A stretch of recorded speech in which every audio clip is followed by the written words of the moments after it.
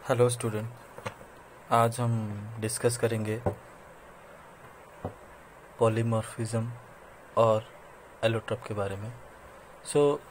ये दोनों एक ही हैं, बस नाम अलग हैं। तो एलोट्रॉफी जो होती है, तो पहले हम जानेंगे कि एलोट्रॉफी क्या है। तो इसका डेफिनेशन आप देख लो, इसमें दिया हुआ है। Many of the metallic element exist in more than one crystalline form depending upon the external condition of temperature or pressure or both. This phenomena is called allotrops.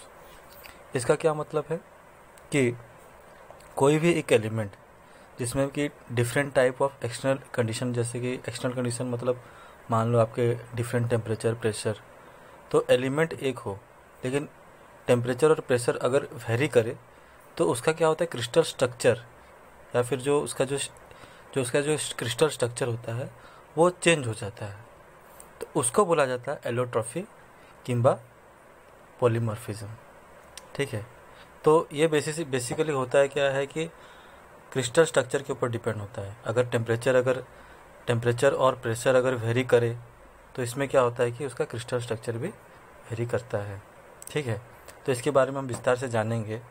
आपको मैं एग्जाम्पल के थ्रू से इसको बताऊँगा। ठीक है। तो इसमें से और एक टर्म आता है, वो है एलोट्रॉप्स। तो एलोट्रॉप्स का डेफिनेशन क्या है? The different phase are called allotropes. मतलब इसमें क्या होते हैं ना, डिफरेंट फेजेस होते हैं। इसमें बहुत प्रकार के क्या होते हैं, फेजेस होते हैं, डिफरेंट फेजेस होते हैं। तो इस फेजेस को हम लोग क्या बोलते हैं, एलोट्रॉप्स कहा जाता है। जैसे कि अल्फा फेज हो गया, बीटा फेज हो गया, गामा फेज हो गया, डेल्टा फेज हो गया। तो डिफरेंट काइंड ऑफ फेजेस होते हैं। तो ये सब फेजेस को हम लोग क्या करते हैं, एलोट्रॉप्स बोल के कहते हैं। ठीक है। तो इसमें से कुछ इंपॉर्टेंट पॉइंट्स आप देख लो। तो इसमें पहला इंपॉर्टेंट पॉइंट ये है कि each allotropes form A metals has a definite crystal structure. जितने भी, इसका ये मतलब है कि जितने भी एलोट्रॉप्स हैं सबके एक कुछ ना कुछ क्रिस्टल स्ट्रक्चर फॉर्मेशन होते हैं। ठीक है। जितने भी एलोट्रॉपिक फॉर्म हो जाएं तो उनके कुछ ना कुछ क्रिस्टल स्ट्रक्चर फॉर्मेशन करेंगे और उनके क्रिस्टल स्ट्रक्चर के नाम से उनका डिफरेंट नेमिंग होगा। तो आप देख लो, दूसरा स्लाइड आपको दिखाता हूँ, दूसरे पेज का स्लाइड। ठीक है। इसमें दिया है, आप देख सकते हो कि आयरन सबसे बेहतरीन एग्जाम्पल है आयरन का। जो आप आयरन कार्बन डायग्राम के बारे में तो जानते ही होंगे, अगर नहीं जानते तो आप देख सकते हो यूट्यूब चैनल में। ठीक है। तो उसमें क्या होता है, आयरन के 3 फेजेस होते हैं जनरली बेसिकली, मतलब 3 फेजेस के बारे में, वो मेन 3 फेजेस होते हैं उसके बारे में डिस्कस किया जाता है। तो जनरली क्या होता है, 3 फेजेस होते हैं आयरन के। तो पहला होता है अल्फा आयरन, उसके बाद गामा आयरन, उसके बाद डेल्टा आयरन। यह है अल्फा आयरन। ठीक है। यह है आपका गामा आयरन और ये डेल्टा आयरन। ये डिफरेंट सिंबल है। तो अल्फा आयरन कितने टेम्परेचर में होता है? Below 910 degree Celsius. इसी टेम्परेचर में आप क्या होगा, आप अल्फा आयरन को देख सकोगे। ठीक है। अल्फा आयरन का क्रिस्टल स्ट्रक्चर फॉर्मेशन होगा। जब टेम्परेचर बढ़ जाएगा, ठीक है, in between 910 to 1394 degree Celsius, ये टेम्परेचर के बीच में, मतलब 910 degree Celsius to 1394 degree Celsius के अंदर में आपका आता है गामा आयरन फॉर्मेशन होता है। क्या होता है? गामा आयरन फॉर्मेशन करता है। ठीक है। फिर उसके बाद और जब 1394 से टेम्परेचर जब ज़्यादा बढ़ जाता है तब फॉर्मेशन होता है आपका डेल्टा आयरन। ठीक है। तब फॉर्मेशन होता है आपका डेल्टा आयरन। तो इसमें आप देख लो एक चीज़ कि ये सब है डिफरेंट एलोट्रॉप्स ऑफ आयरन। तो आपने 3 एलोट्रॉप्स के बारे में देखा। ठीक है। तो मैंने आपको पहले ही बताया था कि एलोट्रॉप्स के डिफरेंट क्रिस्टल स्ट्रक्चर होते हैं। तो जो अल्फा आयरन होते हैं उनके क्रिस्टल होते हैं बीसीसी क्रिस्टल स्ट्रक्चर। बीसीसी का फुल फॉर्म है बॉडी सेंटर क्यूबिक। ठीक है। जिसका स्ट्रक्चर इस तरह का होता है, बॉडी सेंटर क्यूबिक। एक क्यूब के अंदर एक बॉडी, मतलब एक सेंटर में भी उसका एटम प्रेजेंट होता है, तो उसको बोला जाता है बॉडी सेंटर क्यूबिक। मतलब एक क्यूब के अंदर एक सेंटर में एक एटम का प्रेजेंट होता है, उसको बोला जाता है बॉडी सेंटर क्यूबिक। तो 910 डिग्री सेल्सियस, जो 910 डिग्री सेल्सियस, इसमें आपका बीसीसी क्रिस्टल स्ट्रक्चर फॉर्मेशन होता है। जब टेम्परेचर आपका 910 टू 1394 डिग्री सेल्सियस होता है तब आयरन का क्रिस्टल स्ट्रक्चर होता है गामा क्रिस्टल स्ट्रक्चर, जिसको हम लोग एफसीसी क्रिस्टल स्ट्रक्चर भी बोलते हैं। तो एफसीसी का स्ट्रक्चर ये होता है, उसका फुल फॉर्म होता है फेस सेंटर क्यूबिक। मतलब जो क्यूब है उसके जो 6 फेजेस होते हैं, 6 फेजेस में एटम का प्रेजेंट होना, तो उसको बोला जाता है फेस सेंटर क्यूबिक। तो 910 to 1394 डिग्री सेल्सियस में आपका एफसीसी क्रिस्टल स्ट्रक्चर फॉर्मेशन होता है। जब 1394 डिग्री सेल्सियस क्रॉस करता है तब उसका क्रिस्टल होता है डेल्टा होता है।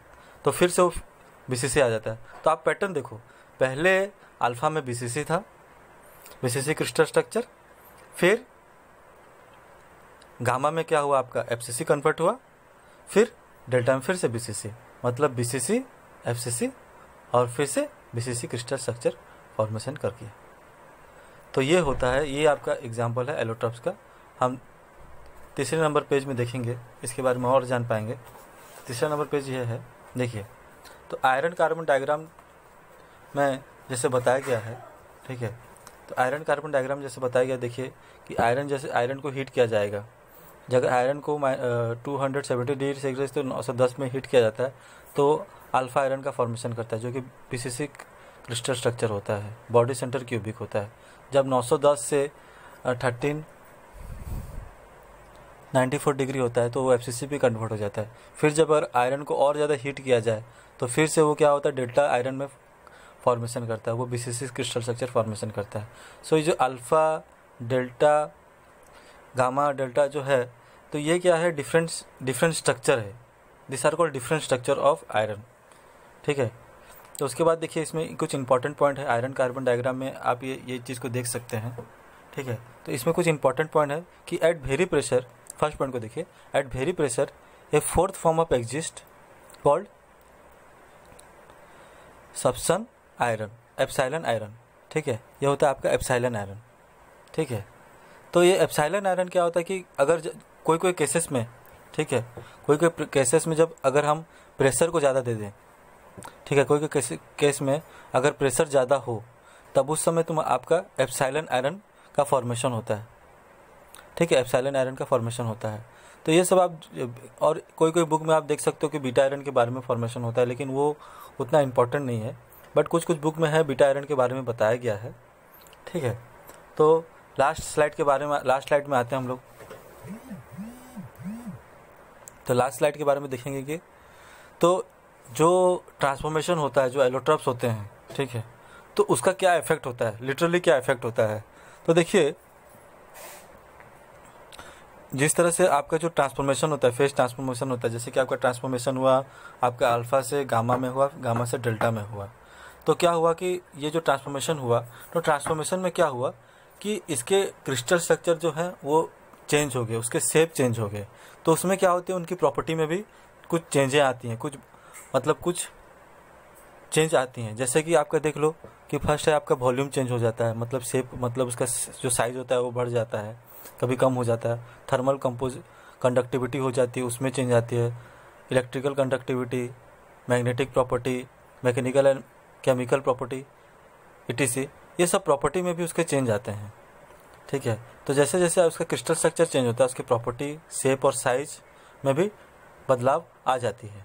तो कुछ और भी जैसे हमने डिस्कस किया आयरन के बारे में, उसी तरह से और भी एग्जांपल ले लीजिए, जैसे कि क्रोमियम हो गया, ठीक है। और भी एलिमेंट है जो कि एलोट्रॉप्स फॉर्म करते हैं, जैसे क्रोमियम हो गया आपका अप टू 20 डिग्री सेल्सियस, वो आपका एसेसिव क्रिस्टल स्ट्रक्चर फॉर्मेशन करता है बीटा फेज में, है ना। उसके बाद 20 to 1740 डिग्री सेल्सियस, जब 20 to 1740 डिग्री सेल्सियस में क्या होता है, उसका क्रिस्टल स्ट्रक्चर फॉर्मेशन होता है बीसीसी, होता है अल्फा फेज में, ठीक है।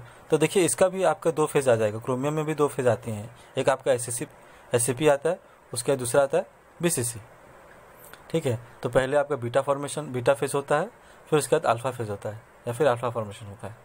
उसके बाद देखिए सेकंड एग्जांपल हो गया कोबाल्ट का हो गया 421 डिग्री सेल्सियस। तो कोबाल्ट का 421 degree up to 421 degree Celsius में उसका एससीपी क्रिस्टल स्ट्रक्चर होता है, ठीक है, hexagonal cube packing alpha phase, ये इस टाइप का स्ट्रक्चर होता है। जब आप उसका टेम्परेचर और बढ़ा दिया जाए, कोबाल्ट का और टेम्परेचर बढ़ा दिया जाए, जब वो temperature in between 421 to 1492 degree Celsius होता है, जो कि उसका मेल्टिंग पॉइंट है, 492 है उसका मेल्टिंग पॉइंट, तो उसमें उसका क्रिस्टल स्ट्रक्चर होता है FCC, जो कि बीटा फेज में है। तो देखिए कोबाल्ट का पहले अल्फा फेज हुआ, फिर वो बीटा फेज में से चेंज हुआ। तो ऐसे डिफरेंट एलिमेंट हैं, तो आप देख सकते हैं डिफरेंट एलिमेंट हैं, उसमें भी इस तरह के क्रिस्टल स्ट्रक्चर का फॉर्मेशन होता है। Thank you.